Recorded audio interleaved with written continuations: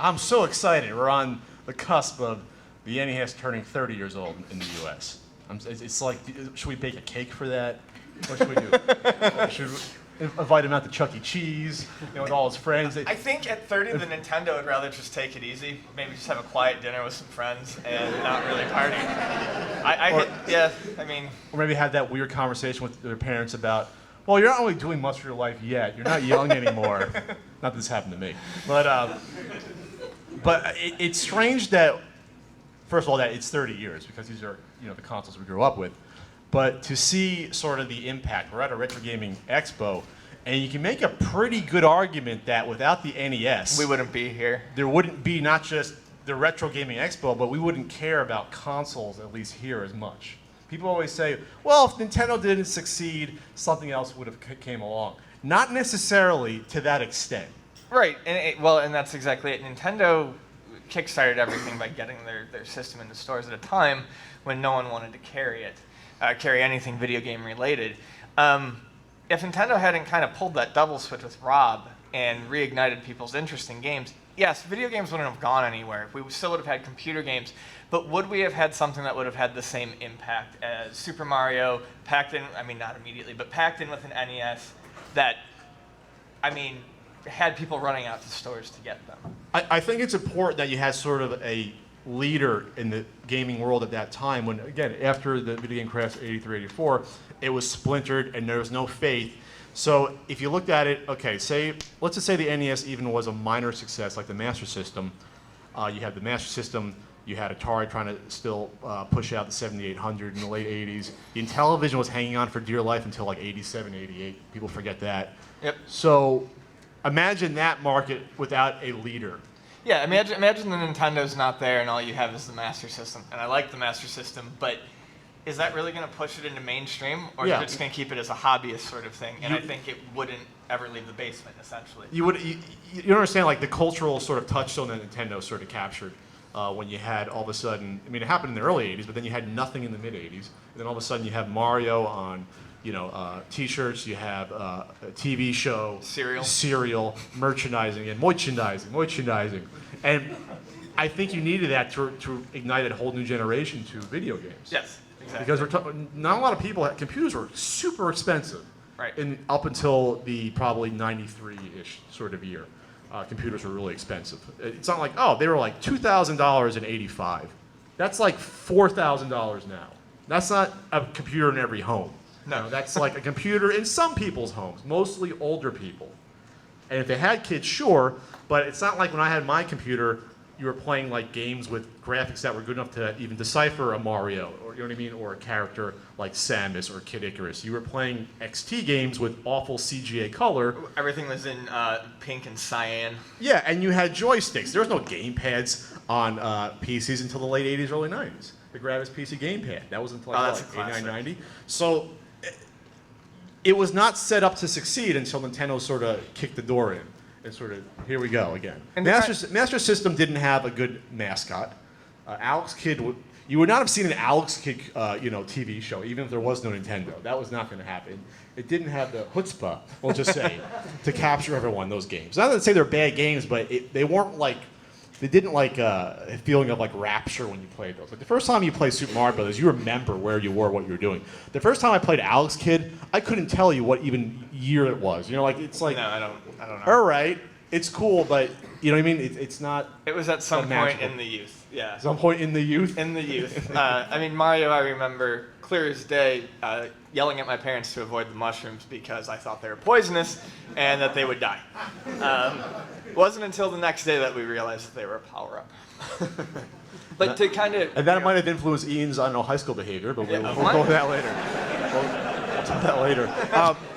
But it's important to also remember that, Nintendo sort of, they took a big risk. There's a great article about Frank Sovaldi, the early days of Nintendo in the fall of '85, where it was a ragtag team of Howard Phillips and 8, 9, 10 other guys setting up shop in northern New Jersey and in New York City areas, literally setting up display units at malls and at department stores and breaking them down every day, and literally person to person trying to sell video games. That's so weird to think about, but that's how it was. In fact, we don't even know most of the release dates of a lot of those early games. Like we always say October 18th, for the NES, which is that's like the weekend where it probably happened. Sure.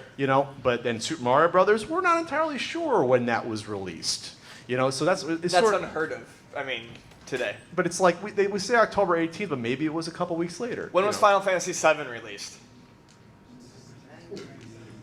You're at a retro gaming convention. That should be. I was trying to prove a point. 1997, but most people will remember that. No one felt the need to remember Mario. We were still in this black hole area of video games where no one cared. You know what I mean? It was sort of like Nintendo of Japan wasn't counting on it to be a success.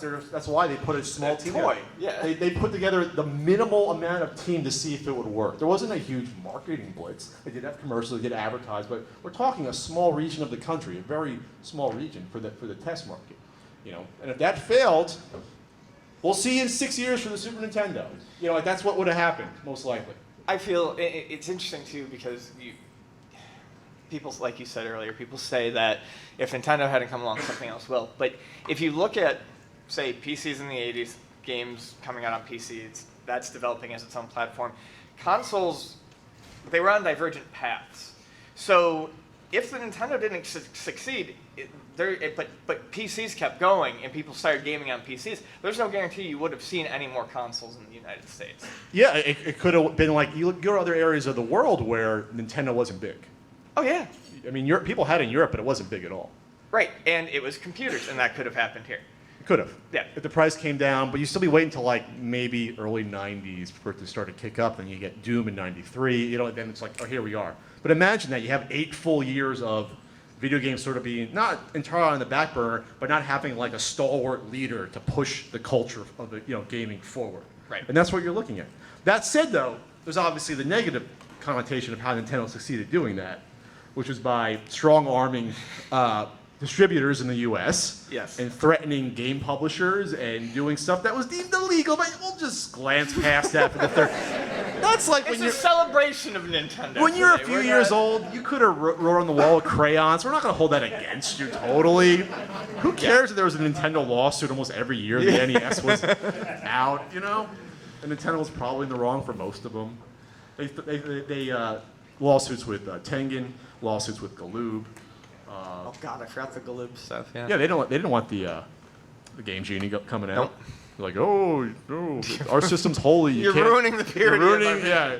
So it wasn't all positive, but they needed to get there because Sega wasn't investing any money really pushing the Master System. No. And Atari was pissing the bed. No, yeah, Atari was just they were finished. Atari's like, yeah, we got this 7800. It's 4 years old. Here you go. And we're like, this is awful. No. You've got Commando. Have fun. Yeah. So other than that though, it's so beloved that I would still argue that for a convention like this, if the NES wasn't big, I don't think retro gaming would have taken off the way it did, or certainly not in hindsight. Oh yeah. You go out to the floor here, and almost everyone has NES games for sale. All I have is NES games for sale. So there you have it. It's like that market share of whatever it was, 90% in the U.S. for gaming. It's insane. That'll never be repeated by any company. No. You're never going to have, especially with indie games now, the amount of people who have computers and mobile, 90% market share is almost like, that's why Nintendo and people would switch and be synonymous term of video games and Nintendo. You had old people say, let's you have Nintendo when you could have had a computer game or you could have had a Master System, and every video game they refer to as Nintendo. That's insane. Yeah, it became a generic trademark. Imagine if people are looking at your GameCube and saying, "Oh, you're playing PlayStation." Yeah. Just imagine that, and that's how important the NES's birthday is. Besides the most eclectic library of games of any console. That's another thing I love about the NES. There's a lot of not good games on the Nintendo, but a lot of those awful games were trying something new and different, and that's why they were awful. You saw a lot of experimentation on the Nintendo that was very influential to later generations of gaming. It was a console where people, just threw shit at the wall and waited to see what stuck.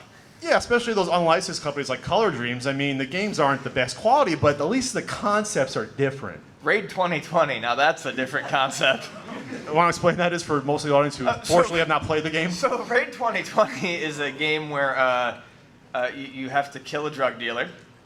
And you start off on a dock fighting seagulls and really seedy-looking individuals. But eventually it takes you into space. So you end up You get going, a jetpack, right? You get a jetpack? Yeah, and you have to play a really horrible floaty level, and then you kill the Shadow or something, but not the radio, the Shadow, the evil crime lord, and you spend the entire game picking up like huge bricks of cocaine. And they give you extra lives, but you're the anti-drug agent. Are you a reseller of cocaine in the game? Is that what you're flipping no. the coke? I'm guessing you're taking it to a storage locker. Storage locker? They don't explain this. Yeah, so it's just the personality of those games. Yeah. You would not see games that strange on the Super Nintendo. Wally Bear and the No Gang. Wally Bear and the No Game. I mean, this is why people find the Nintendo interesting. Chiller. All of this weird shit. There's even weird licensed games that are just like bizarre. Space Shuttle Project, which Space I Shuttle sold Project. today. You always bring up Color A Dinosaur. Yep. So bold in its simplicity. Yeah. You know, the only game where it's exactly what the title is and that's it. No more, no less. It's even kind of misleading because you don't even really color it. It's just kind of a paint by numbers.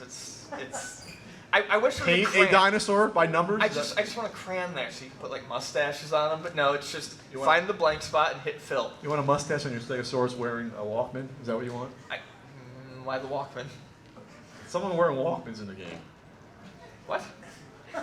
Have you played Color A Dinosaur? Yes. We played Color A Dinosaur. Yeah, I We colored have. A Dinosaur. I usually too. color the pterodactyl. Yeah, there's like radical ones like on a skateboard and one has a Walkman. You didn't know The that? pterodactyl's not real rad. I just like Okay. pterodactyls and triceratopses. The point before this segment goes into the earth is that the NES library is just awesome in the range of good to bad in sort of ordinary sort of concepts or save the princess to save your girl shackled up whose clothes rot away after every level.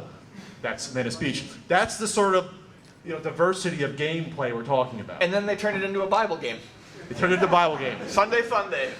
And we'll leave that for another time. So anything else going on the 30th anniversary of the NES? I mean, we have a new console being made, like to play NES games here.